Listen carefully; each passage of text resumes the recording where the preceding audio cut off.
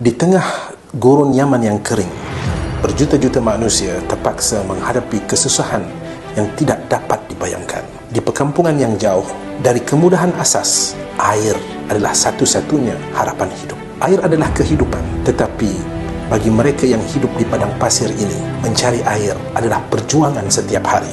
Bayangkan hidup tanpa air yang cukup untuk minum, untuk memasak, untuk beribadah. Namun ada satu perbuatan yang begitu besar pahalanya di sisi Allah Subhanahu wa taala, memberi air kepada yang memerlukan. Seperti mana yang disabdakan oleh Nabi sallallahu alaihi wasallam. Saudara sekalian, perhatikan hadis ini elok-elok. Ketika ada seekor anjing mengelilingi sebuah perigi, kada yaqtulul atash idh ra'athu baghi min baghaya bani Israel fanaza'at munqaha fasaqathu faghufira laha bi. Seekor anjing hampir mati kerana kehausan.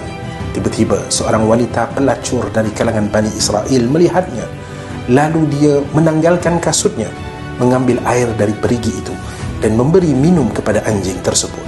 Maka Allah mengampuni dosa-dosanya kerana perbuatannya itu.